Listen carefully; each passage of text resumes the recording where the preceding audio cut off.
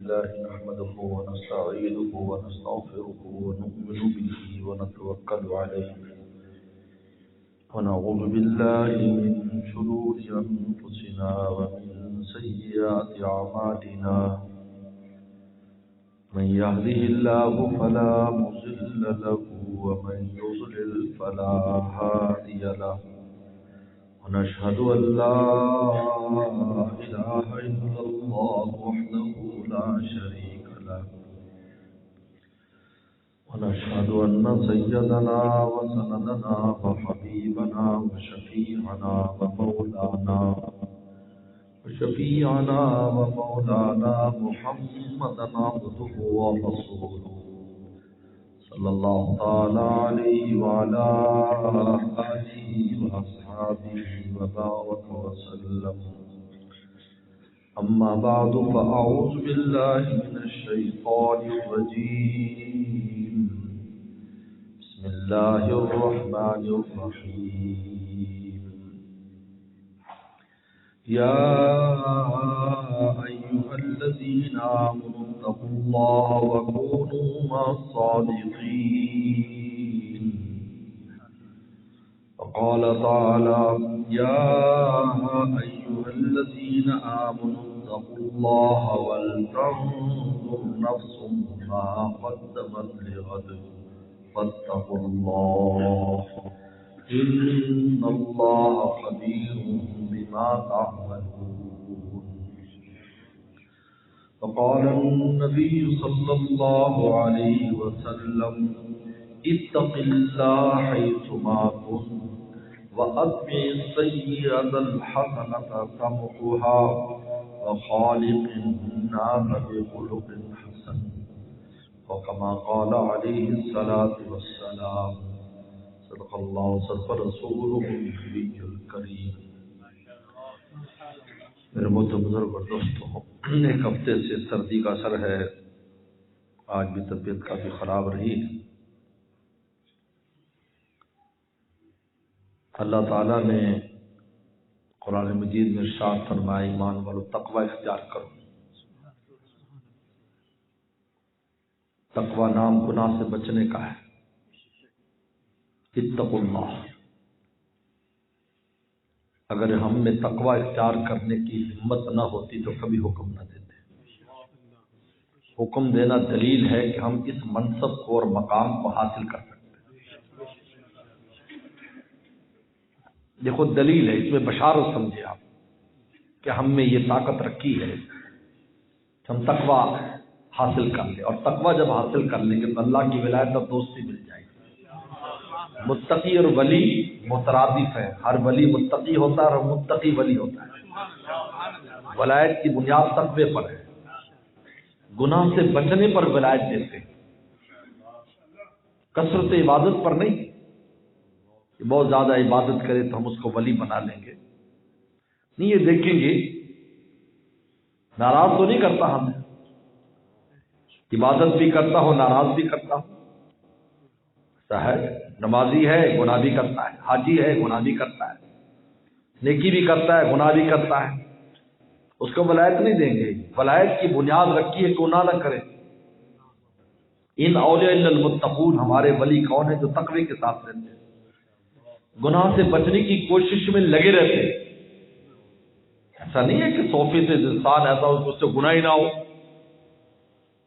لیکن ہوشیار ہوتا ہے، پہرا دیتا ہے، ہر وقت ہوشیار رہتا ہے. اگر نفس و شیطان تھوڑی بہت بے قاعدگی کرا دے فوراً توبہ طائب ہو کر وہ جو اللہ اور اس کا رشتہ ٹوٹا تھا اس کو دوبارہ جوڑ لیتا ہے.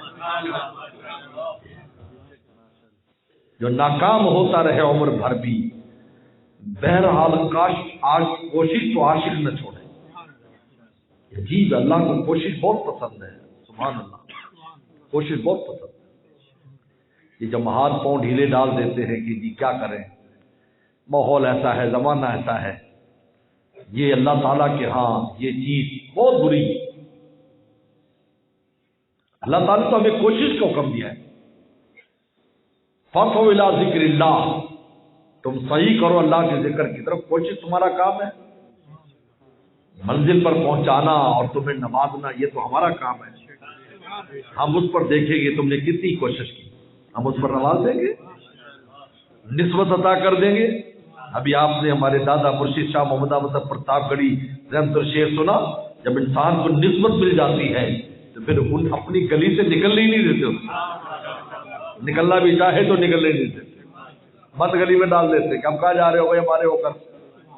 چلے میرے مرشد عارف باللہ حضرت شاہ کی مقصد صاحب رحمت اللہ فرماتے تھے ایک دفعہ کوشش کر کے ان کے پیاروں کی فہرست میں داخل ہو جاؤ پھر تمہیں کبھی نکلنے نہیں دیں گے. لیکن کوشش پہلے آپ کے ذمہ ہے، صحیح آپ کے ذمہ. الصحیح منا، ہمارا کام ہے کوشش کرنا. اللہ کو پسند نہیں کہ اپنے آپ کو حالات کے حوالے کر دیں جیسے جی کیا کریں. نہیں، آپ کا کام ہے ہر جگہ پر لڑے بڑے نفس اور شیطان کے خلاف کھڑے ہوں، گر جائیں کوئی بات نہیں. اس طرح سے ہم نے طے کی منزلیں، اس طرح سے ہم نے طے کی منزلیں. گر پڑے، گر کر اٹھے، اٹھ کر چلے.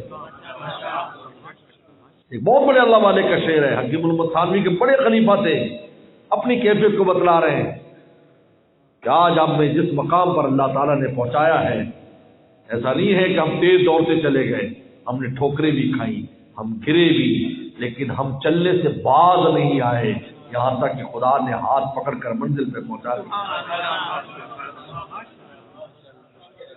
حدیث شریف ہے، بخاری شریف کی حدیث ہے، ایک بارش میرے قریب آتا ہے میں دو بارش آتا ہوں، ایک ہاتھ میرے قریب آتا ہے میں دو ہاتھ آتا ہوں. اے بندے تو چل کے آتا ہے میں دوڑ کے آتا ہوں. کیا مطلب؟ جب بندہ کوشش کرتا رہتا ہے اللہ تعالیٰ قریب ہوتے چلے جاتے ہیں. اس کی کوشش کے اوپر جو گرتی پڑتی کوشش ہے پھر یہاں تک کہ اس کو اپنا بنا دیتے ہیں. اللہ یجتبی الیہ من یشاء ویہدی الیہ من ینیب. من ینیب کا مطلب کیا ہے؟ انابت اللہ میں لگا ہوا ہے، کوشش میں لگا ہوا ہے. پھر جب انابت اختیار کرتا ہے تو اتباع نصیب ہو جاتا ہے. اتباع کا معنی کھینچ لینا. اللہ فرماتے ہم اس بندے کو پھر کھینچ لیتے ہیں. اس لیے تمام مفسرین نے لکھا ہے کہ انابت کا نتیجہ بھی اجتباع ہوتا ہے کہ جب کوشش میں لگا رہتا ہے تو اللہ دیکھ لیتے ہیں صادق ہے، کوشش کر رہا ہے، کمزور ہے، گر جاتا ہے لیکن پھر کوشش کرتا ہے. اللہ جب اس کی جذبہ صادق کو دیکھتے ہیں، اس کی نیت کو دیکھتے ہیں، اس کے ارادے کو دیکھتے ہیں، اس کی کوشش کو دیکھتے ہیں تو اجتباء کی تجلی اس پر کھول کر اپنا بنا دیتے ہیں. یہ سبیل من یشاء.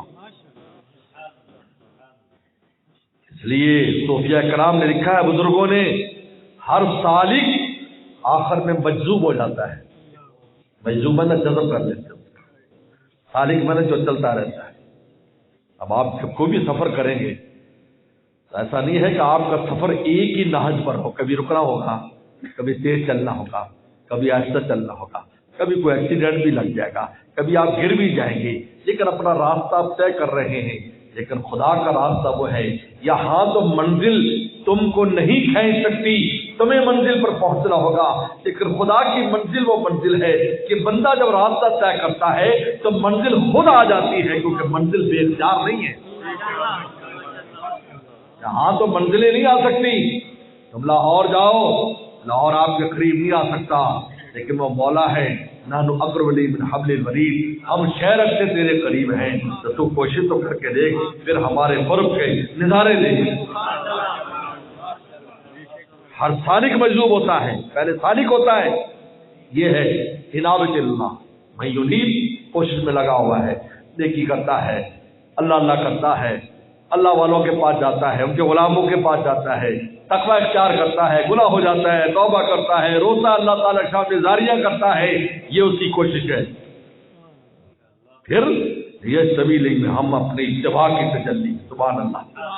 میرے مرشد فرماتے تھے اگر اللہ ہمیں یہ خزانہ نہ بتاتے کہ میں کھینچ بھی لیتا ہوں تو ہمیں تو پتہ بھی نہ ہوتا. ہمیں انہوں نے بتایا کہ دیکھو میرے پاس ایک وصف ہے، اتباع کا وصف ہے. جب میں اتباع کی تجلی کسی پر ڈال دیتا ہوں، ہزار دنیا اس کو چمٹی ہو، ان سب میں سے نکال کر میں اس کو اپنا بنا دوں. اس لیے مفسرین نے کتنی خوبصورت بات لکھی ہے کہ شیطان نے جب اللہ تعالیٰ سے کہا لآتینہم من بین ایدیہم ومن خلفہم وعن ایمانہم وعن شمائلہم، اللہ میں اس انسان کے آگے سے بھی آؤں گا گمراہ کرنے کے لیے، میں پیچھے سے بھی آؤں گا، میں دائیں سے بھی آؤں گا، میں بائیں سے بھی آؤں گا۔ اوپر کا ذکر نہیں ہے کہ من فوقہم، کہ میں اوپر سے آ کر بھی گمراہ کروں گا۔ اللہ فرماتے ہیں، مفسرین لکھتے ہیں، اللہ نے کہا کہ اوپر کا راستہ اللہ نے اپنے اور بندے کے درمیان صاف رکھا ہے۔ اے بندے تم ہمیں پکارے گا، ہم اوپر سے مدد بھیج کر چاروں طرف سے شیطانی چالوں میں سے تجھے نکال کر بچا لیں گے۔ اوپر کا ذکر نہیں کیا، دائیں بائیں آگے پیچھے کی کوشش کرے گا فرماتے، لیکن اوپر یوسف صلی اللہ علیہ وسلم کا قال معاذ اللہ، یوسف نے کیا کہا؟ اللہ تیری گناہ، اللہ تیری گناہ۔ قال معاذ، صحابہ نے کیا کہا؟ قالوا حسبنا اللہ ونعم الوکیل، اللہ کافی۔ فانقلبوا بنعمۃ اللہ، اللہ فرماتے ہم نے ان کی شکست کو فتح میں تبدیل کر دیا۔ یوسف صلی اللہ علیہ وسلم کی اس غلامی کو اور ان کے عزت پر اس حملے کو پاکیزگی، نبوت اور بادشاہت میں تبدیل کر دیا۔ کہاں سے کہاں بات پہنچی؟ میرے شیخ فرماتے تھے اللہ نے اپنے بہت بڑے خزانے کی ہمیں خبر دی ہے تاکہ ہم بندے مایوس نہ ہوں کہ ہم کیسے اللہ والے بنیں گے۔ بھائی اللہ نے دونوں جوڑ دیا ہے، پہلے اتباع کے خزانے کا ذکر ہے، پھر من ینیب کا ذکر ہے کہ انابت اختیار تو تم کر سکتے ہو نا، کوشش تو تم کرو، انابت کے بعد تم کوشش کرتے رہو، پھر دیکھو ہمارا اتباع کا خزانہ، اتباع کی تجلی کیسے ظاہر ہوتی ہے۔ ایک وقت آئے گا کہو گے یہ کون آیا میرے دل میں کہ دھیمی پڑ گئی لو شمع محفل، یہ شمع محفل یہ دنیا جس کے چھوٹے چھوٹے مقاصد پر زندگیاں گزار دیتے ہیں، لیکن جب وہ دل میں آتے ہیں تو یہ محفل کی شمع کی لو پھیکی پڑ جاتی ہے، وہ نظر نہیں آتا۔ یہ دنیا بھی ہے، اس کا بھی کوئی وجود ہے؟ یہ آپ نے دیکھا وجود وہ کہلاتا ہے جس پر فنا نہ آئے، اور آپ وجود نہیں ہے، ہم تو خیال ہے، ہم تو عدم ہے، ہم ممکن ہے۔ ممکن کی کیا تعریف ہے فلسفے میں؟ ممکن کہتے ہیں جس میں عدم اور وجود جس شے کا برابر ہو اس کو ممکن کہتے ہیں۔ عدم اور وجود اس کو کیا کہتے ہیں؟ ممکن۔ تھوڑا فلسفہ سمجھ لو، درسگاہوں میں سمجھاتے ہیں، ہم تم کو بھی سمجھاتے ہیں۔ عدم اور وجود جس پر فنا آتی ہو وہ ممکن ہے، فنا آتی ہو، عدم اور وجود برابر ہے۔ یہ وجود ہی نہیں ہے، یہ ممکن ہے، اور اللہ واجب الوجود ہے جس کی ذات پر کبھی فنا نہیں۔ اس لیے میرے شیخ نے فرمایا ایک بار، عجیب کیفیت میں تھے، اور ایک بہت بڑے عالم کو فرمایا، بہت بڑے عالم پاکستان کے اول نمبر کے عالم خدمت میں حاضر ہوئے، فرمایا مولانا دنیا کی یہ لذتیں ابتدا سے بھی ان میں فنا ہے، بعد میں بھی فنا ہے، ان کی دونوں طرف فنا ہے، کیونکہ دنیا کی لذتیں یا دنیا کی نعمتیں نہیں تھیں اور آئندہ بھی نہیں رہیں گی، ان میں پہلے بھی فنا ہے، بعد میں بھی فنا ہے۔ ہر نعمت اپنے اندر فنا کا اثر رکھتی ہے۔ تم روٹی کھا رہے ہو اس میں فنا کا اثر، اسی وجہ سے دنیا کی ساری نعمتیں اپنے ساتھ مشکل اور مصیبت ساتھ لاتی ہیں۔ کتنی نعمتیں، اچھی روٹی کھاؤ گے تو تنخواہ میں پیسے ختم ہو جائیں گے، اے سی چلاؤ گے جب بل آئے گا تو تم بل بلاؤ گے، دنیا کی ہر نعمتوں کے ساتھ تکلیف ساتھ لگی، شادی کرو گے خوشی خوشی بیگم لاؤ گے اور بعد میں بھاگنے کے راستے تلاش کر لگے۔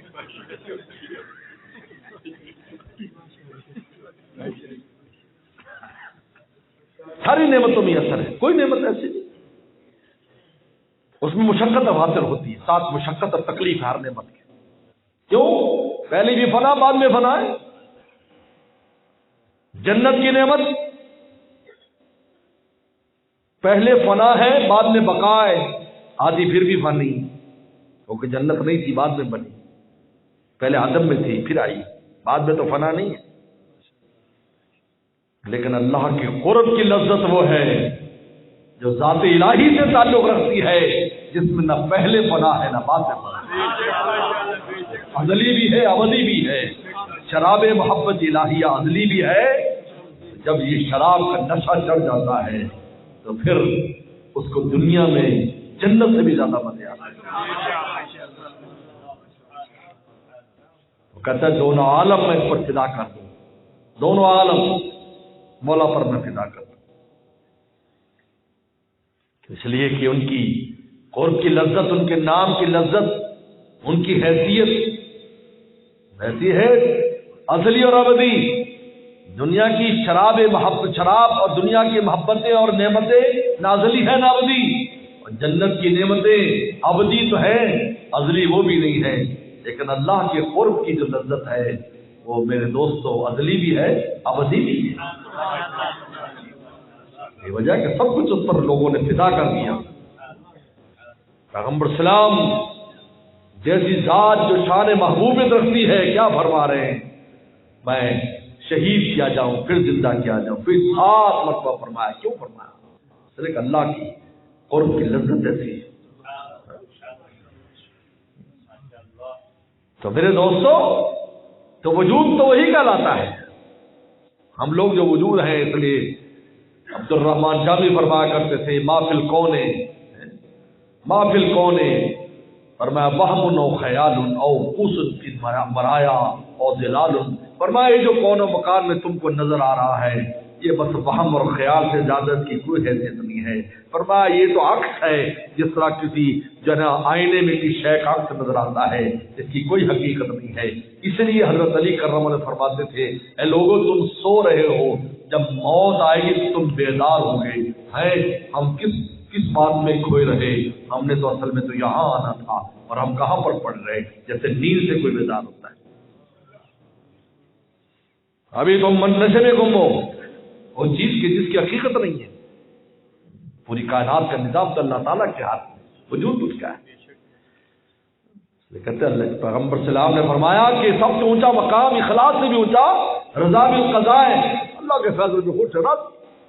ایک اللہ والے سے کسی نے پوچھا کیسی زندگی گزر رہی، کہو ہو پوری کائنات کا نظام جس کی مرضی پہ چل رہا ہو تو اس کی راحت کا کیا پوچھتے ہو؟ یہ آپ کیا کہہ رہے ہیں؟ کیا کہہ رہے ہیں؟ آپ خدائی کا دعویٰ کر رہے ہیں؟ کہا کہ نہیں، بات سے سمجھے، ہم نے اپنی مرضی خدا کی مرضی میں فنا کر دی، جو ان کی مرضی وہ ہماری مرضی، تو سب کچھ ہماری مرضی سے ہو رہا ہے۔ رشاد دولہ رحمۃ اللہ علیہ ایک بزرگ گزرے ہیں، دریائے چناب کے کنارے ان کا وہاں مزار ہے، ان کی طرف لوگوں نے منسوب کر دیا دولے شاہ کی چوہی، وہ تھے کیسے خام خام ایک کاروباری لوگوں نے یہ کام شروع کر دیا، حالانکہ ایسا کچھ نہیں تھا، اللہ والے تھے، بزرگ آدمی تھے، لیکن شیطان نے ایسا کام کیا ہے کہ جو بھی اللہ والے بزرگ تھے بعد میں ایسے نااہل نالائق آ گئے جنہوں نے ان بزرگوں کی محنتوں کو ضائع کرنے کی کوشش کی، حالانکہ ایسا کچھ نہیں۔ اور میں کہا کرتا ہوں جس کی کوئی نقل ہے یہ دلیل ہے کہ اس کی کوئی اصل بھی ہے، نقل دلیل اصل ہے۔ اگر نقلی گھی ملتا ہے دیسی تو مالک اصلی ہوتا ہے تو نقل بنا ہے، اصلی نہ ہوتا تو نقل کہاں سے بنا؟ مالک اصل ہے، اصل اللہ والے ہیں، لیکن اب نقل بن گئے، اور نقل سستی چیز کی نہیں بنتی، مہنگی چیز کی بنتی ہے۔ پیناڈول کی نقلی دوائی نہیں ملے گی، کیونکہ وہ تو 1-2-4 روپے کا پتا آ جاتا ہے، اس کی ملے گی جو 100 روپے کی گولی ہوگی۔ یاد رکھو مہنگی چیز کی نقل آتی ہے، سستی چیز کی نقل نہیں آتی۔ ڈالڈا گھی کا نقلی دیکھا ہے آپ نے؟ دیسی گھی کا نقلی آتا ہے، شہد کا نقلی آتا ہے، شیرے کا نقلی آتا ہے، شہد کا نقلی آتا ہے۔ کہتے جی جعلی لوگ ہیں، نقلی لوگ ہیں، اللہ والو اللہ اللہ کے اس میں، بھائی یہ دلیل ہے، یہ بہت اعلیٰ فیلڈ ہے، اس میں اونچے لوگ بھی ہیں، تلاش کرنا تمہارا کام ہے۔ دیسی گھی اصلی تلاش کرنے کے لیے تو باپوں سے پوچھتے، بزرگوں بتاؤ اس کی علامت نشانی کیا ہے، اسے اللہ والے سے جا کر پوچھو کہ سچے اللہ والوں کی علامت کیا، تو بتا دیں کیسے تکونوا صادقین۔ اللہ فرماتے ہیں قیامت تک کے لوگوں کو دیکھو میرے سچے دوستوں کے ساتھ رہنا اور دوست پیدا نہ کرے، نہیں، ہر زمانے میں دوست پیدا ہوں گے۔ نبوت کا دروازہ بند ہے، نہ صدیقیت کا دروازہ بند ہے، نہ شہادت کا دروازہ بند ہے، نہ صلاح و تقوی کا دروازہ بند ہے۔ یہ دروازے کھلے ہیں، صرف نبوت کا دروازہ بند ہے۔ دروازے کھلے ہیں، جس کی ہمت ہو آئے اس دروازے میں داخل ہو جائے، قیامت تک کے لیے کھلے۔ اگر یہ کہو گے تو شہادت کا دروازہ بھی بند ہو جائے گا۔ صدیقین ولی ہوتے ہیں، شہید جو جان دیتا ہے، صلاح و تقوی والے جن کی زندگی میں نیکیاں غالب ہوتی ہیں۔ تو مجھے بتاؤ، اگر صدیقیت کا دروازہ بند ہے تو پھر شہادت بھی نہیں؟ آج جو مر رہے ہیں ان کو شہید نہ کہو، آج کسی کو صالح اور متقی نہ کہو، نہیں، نبوت کا دروازہ بند، من النبیین یہ دروازہ بند ہے، لیکن صدیقین والشہداء والصالحین وحسن اولئک رفیقا، ان کی رفاقت اختیار کریں۔ خیر، دریا چناب میں سیلاب آ گیا، لوگ ہیں اللہ والو دعا کرو، کیونکہ حضرت کی خانقاہ دریا کے کنارے پر تھی۔ پہلے زمانے میں سمندروں کے کناروں پر، دریاؤں کے کناروں پر بزرگ اپنا ٹھکانہ بناتے تھے، یاد رکھیں۔ اس کی خاص وجہ ہے، اس کی وجہ یہ ہے کہ پانی میں مچھلی ہوتی ہے، اور مچھلی تمام مخلوقات میں سب سے زیادہ اللہ کا ذکر کرنے والی ہے۔ اس لیے پانی میں جو انوارات ہوتے ہیں وہ زمین پر ویسے انوارات نہیں ہوتے جتنے پانی میں انوارات ہوتے ہیں، اس لیے کہ کان عرش علی الماء، اللہ کا عرش اسی پانی کے ساتھ لگا ہوا تھا۔ تو جس پانی نے عرش کی صحبت اٹھائی ہو تو اس پانی میں کیسے نور نہیں ہوگا؟ اس لیے اس میں جو مخلوق ہے سب زیادہ ذکر کرتی ہے۔ اللہ والے وہاں کنارے پر بناتے تھے، پرانے دیکھ لے بابا جی، بابا فرید الدین شکرگنج رحمۃ اللہ علیہ، یہ بھی دریا کے کنارے پر تھی، اس لیے اونچی ٹی پر ہے، نیچے دریا تھا۔ اب تو دریا رخ تبدیل کر گیا، ورنہ دریا وہیں سے گزرتا تھا، جی آر والا جو یہاں سے دریا گزرتا تھا، پھر اٹھ کے باول نگر کی طرف آ گیا۔ تو دریا کنارے کہا کہ عورت، فرمایا ٹھیک ہے، کل آ جاؤ سب لوگ، کسیاں لے آؤ، کسیاں، پھاوڑے، ساری چیزیں لے کر آ جاؤ۔ لوگوں نے سمجھا حضرت بند بنوائیں گے سارے مریضوں کو اکٹھا کر کے، تو ایک بند بنا ہوا تھا جس کا امکان تھا آج ٹوٹے یا کل ٹوٹے۔ ہم نے فرمایا اس بند کو توڑ دو۔ حضرت کیا کر رہے ہو؟ توڑ دیں، کل کے مرتے آج ہی مر جائیں۔ فرمایا جدھر مولا ادھر شاہ دولا، اگر میرا مولا ہمیں غرق کرنا چاہتا تو ہم بھی جا رہے، جدھر مولا ادھر شاہ دولا۔ لیکن مولانا رومی نے فرمایا ہے، تو چنا صاحب خدا خواہد چنی، مید حدیثہ مراد متقی، پھر جو تو چاہے گا خدا وہ چاہے گا۔ اللہ متقی لوگوں کے دلوں کی مرادیں بھی پوری فرما دیتے ہیں۔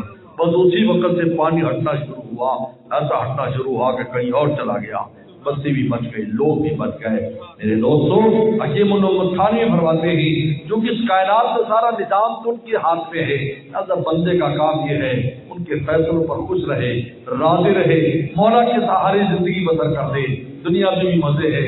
آگے تو ہے ہی مولا کا سارا کام، یہاں تو پھر بھی جعلی لوگ کہتے ہیں میرے اختیار میرا اختیار، لیکن یہاں بھی کسی کا اختیار نہیں ہے، اور وہاں تو لمن الملک اليوم آواز لگے گی جب کائنات کو معلوم کر دیا جائے گا، نہ چاند سورج ہوگا، نہ زمین ہوگا، نہ آسمان، نہ بندے، نہ فرشتے، لمن الملک اليوم آواز لگے گی کائنات میں کس کی آج سلطنت ہے، خود ہی جواب آئے گا للہ الواحد القہار، اللہ تعالیٰ کی۔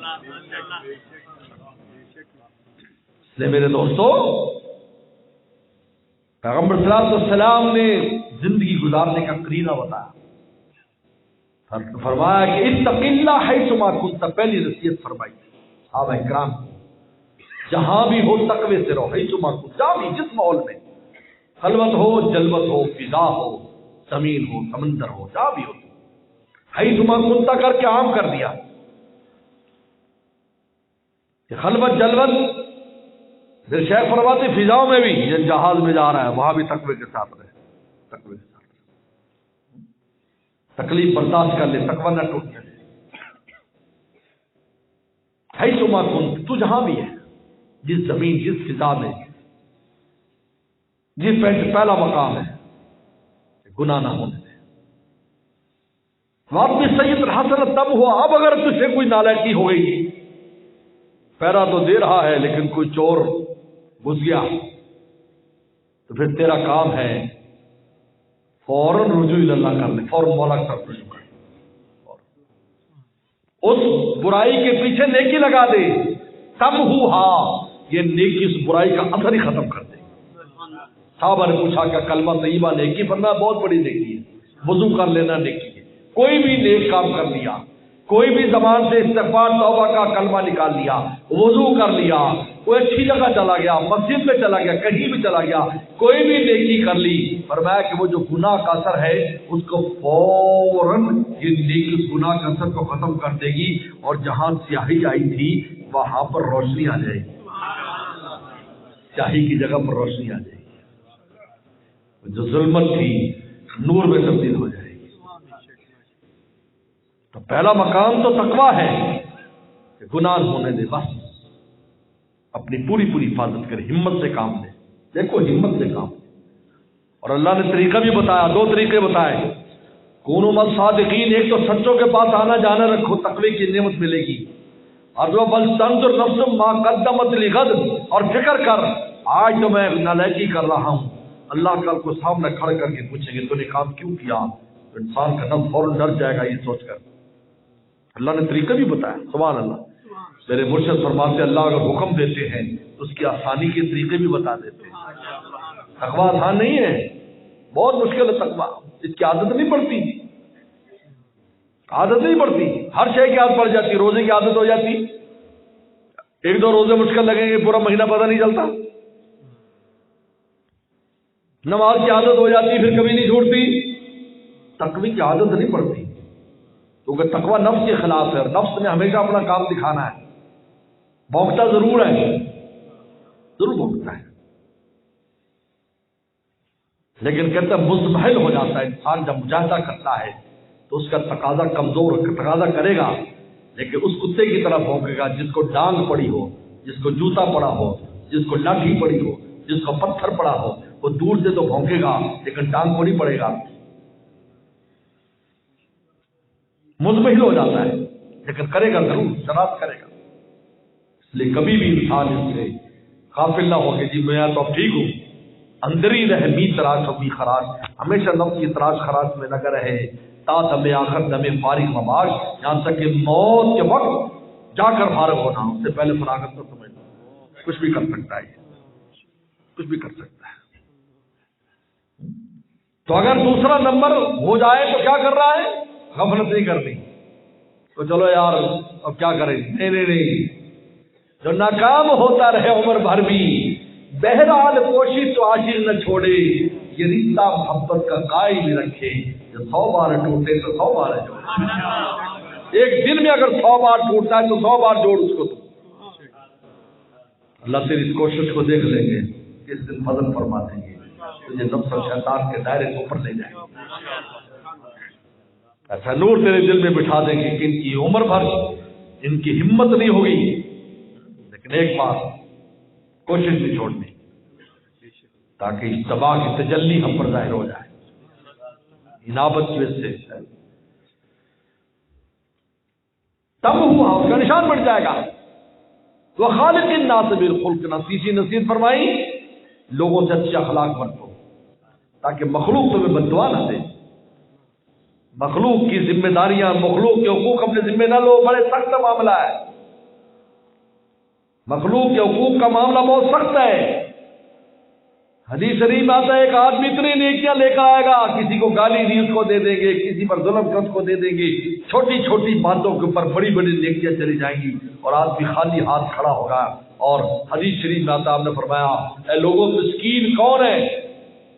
خبر کا حضرت مسکین وہ جو مانگتا پھرتا ہے، اور میں یہ مسکین نہیں ہے ایک دروازے سے نہیں ملے گا، دوسرے مل جائے گا، دوسرے سے ملے گا، تیسرے سے مل جائے گا، مسکین وہ ہے جو ساری نیکیاں لے کر گیا تھا ہر طرح کی، لیکن مخلوق کے حقوق اتنے تھے کہ جب نیکیاں تقسیم ہو گئی تب نیکیاں نہیں، نہ دنیا میں آ سکتا ہے نہ نیکیاں بنا کے لے جا سکتا ہے، اور میں یہ مسکین ہے، یہ مسکین حقیقی ہے۔ امام طحاوی نے اس روایت کو نقل کیا، یہ حقیقی مسکین ہے۔ اچھے اخلاق، اس لیے میدان میں ترازو میں سب سے زیادہ وزن اچھے اخلاق کا ہوگا، اچھے اخلاق لوگوں کی ایذاؤں پر صبر کرے. خلق حسن اسے کہتے ہیں. خلق حسن، خلق حسن کا مطلب کیا ہے؟ خلق حسن کا مطلب ہے کہ ایذا پر صبر بھی کرے، اپنی طرف سے حسن سلوک بھی کرے. وہ برائی کرتا ہے تم اچھائی کرو. ایک اللہ والے تھے، وہ ایک بچھو پانی میں گر گیا. اب سانپ اور بچھو کے لیے پانی زہر ہے، یہ اس میں مر جاتے ہیں، اس لیے کہ ان میں زہر ہوتا ہے، زہر گرم ہوتا ہے، پانی ٹھنڈا ہوتا ہے. اس لیے سانپ اگر پانی میں ہو وہ ڈس بھی لے تو اس کا اثر نہیں ہوتا. سن لو، تمہیں نہیں پتا، مجھے پتا ہے. کیونکہ میں اس دریا ستلج پر بہت مچھلی شکار کیا جوانی میں. دریا کے اندر چلے جاتے تھے، وہاں سانپ ہوتے تھے، کوئی خوف نہیں. اس لیے کہ زہر گرم ہوتا، اس کا زہر بھی اثر ہوتا اس وقت، وہ چل نہیں سکتا. جس طرح بارود کے اوپر آپ پانی ڈال دو گے تو تھوڑی چلے گا، ہم نہیں چلے گا. تو سانپ پانی میں ڈس لے تو اثر نہیں ہوتا اس کا، اس لیے وہ باہر نکل آتا ہے. اس لیے مولانا رومی نے فرمایا کہ جس آدمی دل میں منافقت ہوتی، نفاق، وہ چند دن اللہ والوں کی مجلس میں آئے گا، تبلیغی جماعت میں جائے گا، مدرسوں میں جائے گا، لیکن اندر اس کے جو نفاق کا زہر ہے وہ رہنے نہیں دے گا، وہ نکل جائے گا. اگر کچھ دن بعد پتہ چلے گا منافق ہو گیا، بلکہ کافر ہو جاتا ہے، مرتد ہو جاتا ہے. یار یہ تو اچھا خرچہ ہو گیا، اس کے اندر زہر تھا، نے زہر کا علاج نہیں کیا. اس لیے مولانا فرماتے ہیں دائماً اندر آب کار ماہیاں، فرمایا ہمیشہ پانی میں رہنا، اللہ کے قرب کے پانی میں رہنا، یہ مچھلیوں کا کام ہے. مارنا با ہمراہیاں، فرمایا سانپ کب رہ سکتا ہے؟ چند دن ایسے لگے گا کہ یہ پانی میں تیرے بھی مچھلی ہے، لیکن اس کا زہر کیا گیا، نکل باہر، نکل باہر، وہ نکال کے لے جائے گا. انسان کو زہر کیا ہے؟ نفاق ہے، زہر ہے دین والوں کو، اللہ والے علماء صلحاء کے خلاف دل میں جو بغض ہے اس کا سب سے پہلے علاج کرے، کیونکہ یہ وہ زہر ہے جو آپ کو اس پانی میں رہنے نہیں دے گا، نکلے گا. یہ زہر ختم ہو جائے گا، اللہ اس سانپ کو اللہ تعالیٰ مچھلی میں تبدیل فرما دے، وہ برف کی مچھلی بن جائے. لیکن اگر یہ زہر ہے بہت خطرناک ہے. یہ دائم اندر آپ کار ماہیاں، ہمیشہ قرب الہی کے دریا میں رہنا مچھلیوں کا کام ہے. مار رہا با او کجا ہمراہیاں، سانپ کب رہ سکتا ہے؟ نکلنا پڑے گا، زہر اس کا نکالے. تو بچھو گر رہا تھا پانی میں، تو اس بزرگ کو پتہ مر جائے گا، تو وہ فوراً باہر جو ہی نکالتے تو ڈنگ مارتا ان کی انگلی کے اوپر، وہ بڑی مشکل سے بچتے، پھر گر جاتا. وہ پانی اس طرح تھا.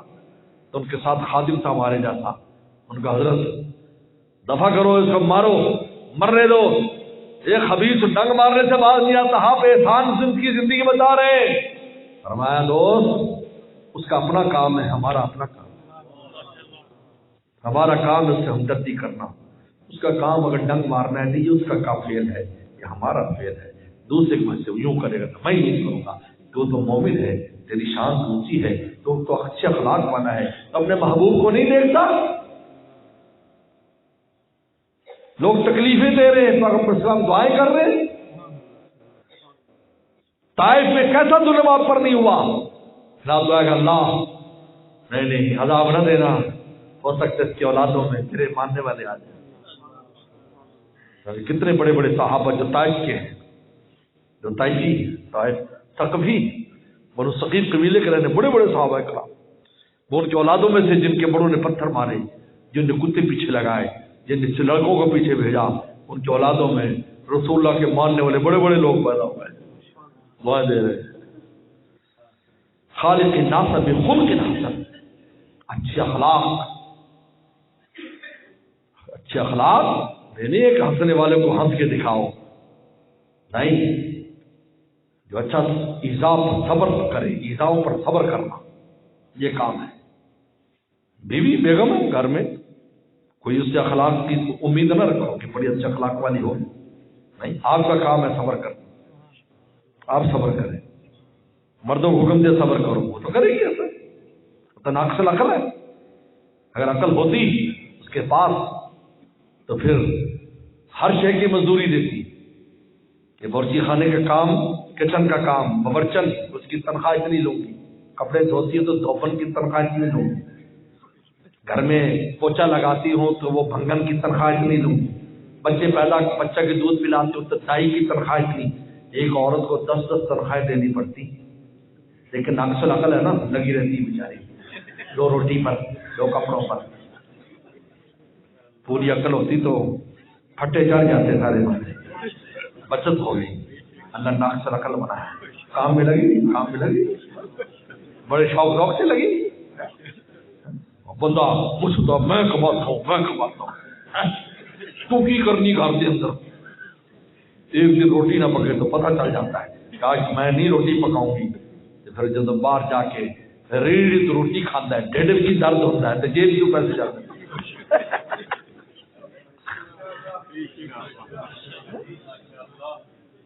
حضرت عمر رضی اللہ تعالیٰ عنہ کے پاس ایک آدمی شکایت لایا اپنی بیوی کی بولتی بہت ہے. تو شکایت لے کر آیا تو جب وہ قریب پہنچا تو دیکھا گھر سے آوازیں آ رہی. عمر کی اہلیہ بھی خوب بول رہی تھی، آپ ایسے نہیں کرتے ویسا نہیں کرتے. شکایت ہوتا ہی. حضرت عمر کی اہلیہ خوب بول رہی تھی. وہ آدمی سنتا رہا. نے کہا بھی امیر المومنین تو خود پھنسے ہوئے ہیں، ہمارا کیا حل نکالیں گے. تو چپکے سے چلا گیا. جب ہی مسجد نبی سے باہر نہیں نکلا، کیونکہ مسجد کے ارد گرد ہی حضرات کے مکان تھے، حضرت عمر رضی اللہ عنہ کی ادراک ہوا. کیونکہ آپ کا قلب وہ دیکھ لیتا تھا جو لوگوں کی آنکھیں نہیں دیکھتی. آپ نے فرمایا پیغمبر صلی اللہ علیہ وسلم ہر نبی کا ایک محدث ہوتا ہے، ہر نبی کی امت میں ایک محدث ہوتا ہے. میری امت میں اگر کوئی محدث ہے تو عمر ہے. محدث کا مان لکھا ہے یتکلم الحق علی لسان، اللہ ان کی زبان پر بولتا ہے. حضرت عمر رضی اللہ تعالیٰ عنہ باہر آئے کہ کوئی سائل آیا، تو ادراک ہوا. فوراً دیکھا کہ آدمی جا رہا ہے. آواز ہی بھائی ادھر آؤ، السلام علیکم. کدھر جا رہا ہو؟ کیسے آئے؟ بس میں ویسے ہی مسجد میں آیا تھا. تو من کا نہیں ایسی بات ہے. سچ بتا حضرت تو دیکھ لیتے تھے، ان کی نگاہ دیکھ لیتے، اندر پڑھ لیتے. عجیب اللہ نے آنکھیں بنائے. سبحان اللہ. یہ نور بصیرت ہے. اتقوا فراست المومن فانه ينظر بنور اللہ. مومن کی فراست سے بچ، وہ اللہ کے نور سے دیکھتا ہے. لیکن کہتے بادشاہ کی خدمت آسان ہے، اللہ والوں کی خدمت مشکل ہے. بادشاہ کو تو پتہ نہیں چلے گا دوسرے وقت یہ مجھے گولی مار دے گا. اللہ والوں کا دل فوراً ادراک کر لیتا ہے کہ 2 نمبر بندہ ہے، فوراً ادراک کر لیتا ہے. یہ اور بات ہے کہ وہ کہتے نہیں ہیں، زبان سے اس کا اظہار نہیں کرتے، نہ چھپنا مشکل ہے. فراست ایمان نہیں، قرآن حدیث ہے. جب حدیث شریف میں لفظ آیا تمہارے کو اللہ نے یہ نعمت دی ہے، ایمان والوں کو دی، اس کے اپنے ترتیب کے اعتبار سے. خیر کل سچ بتاؤ نے کہا حضرت جس شکایت کے لیے آیا تھا تو آپ تو خود اس میں مبتلا ہے. میری بیوی بولتی بہت ہے، میں آیا تھا بھی آپ اس کو بلا کے ڈانٹ ڈوٹ دے. عمر کا درہ بڑا مشہور تھا، میں بھی ہلا دیتے تھے تو اگلا بس ہمیشہ کے لیے اس کی غلطی ختم ہو جاتی تھی، دوبارہ نہیں کرتا تھا. تو لیکن آپ تو گھر میں نے دیکھا کہ گھر تو شور شرابہ آپ کے گھر میں بھی ہو رہا تھا. اور میں بیٹھ جاؤں. پھر آپ نے فرمایا دیکھو اسی سے میری اولاد پیدا ہوئی، یہ میری اولاد کو پالتی ہے، بے لوث پالتی ہے، ان کے لیے روٹی کا، میرے لیے روٹی کا انتظام کرتی ہے، کپڑے دھوتی. یعنی تمام وہ منصب بیان کیے جو ایک عورت اور خاتون گھر میں انجام دیتی ہے. تو نے کہا حضرت یہ تو میری بیوی بھی کرتی ہے، پر میں جا اس کی قدر کر، خالی بولنے پر نہ جا، اس کی قدر کر جا.